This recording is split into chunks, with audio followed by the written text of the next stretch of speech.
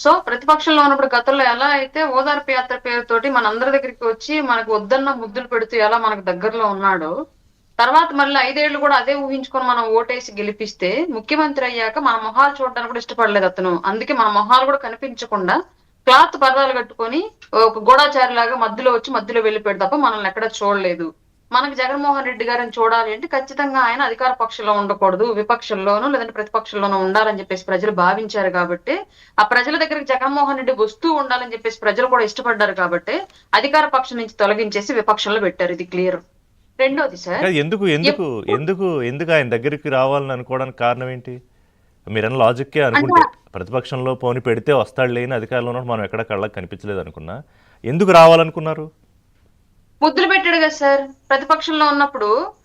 మీ ఇంటి బిడ్డని నా అక్క చెల్లెమ్మలు నా అమ్మమ్మలు అని చెప్పేసి వెళ్ళి ముద్దులు పెట్టాడు కదా. ఆ ముగ్ధులైపోయారు ఆంధ్రప్రదేశ్ ప్రజలు అప్పుడు. ఆ ముగ్ధత్వాన్ని గత 5 ఏళ్ల పాటు మిస్ అయ్యారు కాబట్టి మళ్ళీ అదే ముగ్ధుని తీసుకొచ్చుకొని మళ్ళీ విపక్షంలో కూర్చోబెట్టుకొని దగ్గరకు తీసుకుంటున్నారు సార్. ఆ ముద్దుకి ఇంపాక్ట్ అయిపోయారు ఆంధ్రప్రదేశ్ ప్రజలు. హ్మ్. సరే, అలాగే ఇప్పుడు అమ్మ ఇంకో సెంటిమెంట్ సంగతి. అదే చెప్తున్నాను సార్. 5 ఏళ్ల పాటు ఆయన జైల్లో ఉన్నప్పుడు కానివ్వండి, లేదా తర్వాత అధికారంలో ఉన్నప్పుడు కానివ్వండి, మొత్తం ఆ ఫ్యామిలీలో రాజకీయాన్ని నడిపింది. బయటికి ప్రజలకి కనిపించేలాగా రాజకీయాన్ని నడిపింది, ఆ పార్టీని నిలిపింది. నా కొడుకుని చంపేస్తారు మీరు అధికారం ఇవ్వకపోతే అని చెప్పేసి మాట్లాడింది. బైబుల్ హ్మ్. పట్టుకొని వచ్చి మరి ప్రజల దగ్గరకు వచ్చి ఓట్లు అడిగింది విజయమ్మ గారు. కానీ తర్వాత ఆవిడ యొక్క పాత్ర ఏంటి అంటే, అధికారంలో ఉండగానే ఆవిడ పార్టీ అధ్యక్షురాలుగా రాజీనామా చేయించాడు. అధికారంలో ఉండగానే ఆవిడ ఇంట్లో నుంచి గెంటేశాడు. అధికారంలో ఉండగానే ఆవిడ మీద కేసులు పెట్టాడు. అధికారంలో ఉండగానే ఆవిడకి ఇచ్చినటువంటి గిఫ్ట్ డీడ్ కింద ఆవిడ భర్త ఆస్తి ఆవిడకి వచ్చినటువంటి వాటాలను కూడా తిరిగి మరలా కంపెనీ లాస్ కోర్టులో వేసి వెనక్కి తీసుకున్నాడు. అంటే పూర్తిగా అక్కడ కూడా తల్లి అనేటువంటి సెంటిమెంట్ ని పక్కన పెట్టేసి డబ్బు అధికారం ఈ 2 అంశాలను మాత్రమే పరిగణనలోకి తీసుకొని ఒక ఉన్మాదిలాగా వ్యవహరించిన వ్యక్తి కొడుకు ఎవరైనా ఉన్నారంటే అది ఆయనకే సాధ్యం సార్. ఎందుకంటే తల్లి ఆస్తి, యాక్చువల్గా తండ్రి ఆస్తి తల్లికి ఫస్ట్ ప్రయారిటీ, ఆవిడకి ఫస్ట్ హక్కుదారు. తల్లి తర్వాతే కొడుకు గాని కూతురు గాని ఇంకెవరైనా సరే. కానీ ఇక్కడ దారుణాతి దారుణమైన విషయం ఏంటి అంటే, భర్త ఆస్తి భార్యకి చెందనివ్వకుండా కొడుకు లాగేసుకున్నాడు, మళ్ళీ కోర్టులో కేసులు వేశాడు. ఇదంతా మన కళ్ళ ముందు జరిగింది సార్. ఇదంతా ఆంధ్ర రాష్ట్ర ప్రజల కళ్ళ ముందే జరిగింది. విజయమ్మ గారే బయటకు వచ్చి చెప్పారు నా కొడుకు నా మీద కేసులు వేశాడని చెప్పేసి.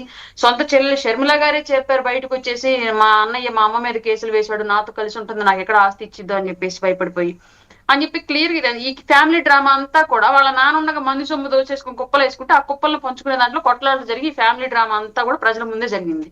ఇదంతా మనం ఏదో మర్చిపోయాం అనుకుని వాళ్ళు మళ్ళీ వచ్చి తల్లి సెంటిమెంట్ తీస్తున్నాడు బయటికి.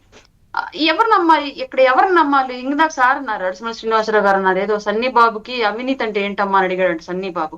బహుశా విజయమ్మ గారు అవినీతి అంటే ఇలా చెయ్యాలయ్యా అని చెప్పేసి జగన్మోహన్ రెడ్డి గారికి రాజశేఖర రెడ్డి గారి దగ్గర ట్రైనింగ్ తీసుకొని మరి ఏమైనా విజయమ్మ గారు నేర్పించారు ఆ క్వశ్చన్ వేయంగానే ఆవిడ ఒకళ్ళు. ఇది మళ్ళీ మనం క్వశ్చన్ చేసుకోవాలి ఇప్పుడు మనకి మనం. తల్లిని క్వశ్చన్ వేస్తే తల్లి అవినీతి ఇలా చేయాలని చెప్పేసి నేర్పించిందేమో మరి. ఇక్కడ ఇది వాళ్ళ తల్లి కొడుకులకే తెలియాలి ఆ విషయం. ఎందుకంటే నిన్న మొన్నటి వరకు దుమ్మెత్తి పోసుకున్నారు, ఇవాళ మళ్ళీ తల్లి సెంటిమెంట్ తీసుకొచ్చాడు బయటికి. రేపొద్దున మళ్ళీ కూతురుని వదిలేసి కొడుకు దగ్గరికి వచ్చి మళ్ళీ రాజకీయంగా మళ్ళీ వచ్చి నా కొడుకుని అన్యాయం చేస్తున్నారు, మళ్ళీ గెలిపించండి, రాష్ట్రాన్ని ముంచేస్తాడు నా కొడుకు అని చెప్పేసి వచ్చి ప్రచారానికి వచ్చిద్దో, లేదంటే ఒకసారి నేను నమ్మి మోసపోయాను, మీరు ఒకసారి నమ్మి మోసపోయారు, మీరు నమ్మొద్దు నేను నమ్మొద్దు అని చెప్పేసి దూరంగానే ఉండిద్దా అనేది ఇప్పుడు విజయమ్మ గారి డెసిషన్ మీద ఆధారపడి ఉంది. చూడాల్సింది రాజకీయం ఎలా జరిగిద్ది అనేది ఆ కుటుంబంలో ముందు రోజుల్లో చూడాలి మనం. Okay, right. రాజేష్ గారు, ఇక విలువలు విశ్వసనీయత అనే యాంగిల్లో పాదయాత్రలో ఇప్పుడు ఆయన ఏం చెప్తాడు అనేది ఒకటి ఉంది. అంతకన్నా ముందు ఇప్పుడు యువతకు ఆయన చెప్పే లెసన్స్లో ఇవాళ జరిగింది session number 1, batch number 2, session number 1 అనుకుంటే కనుక దాంట్లో ఆయన ఏమంటాడంటే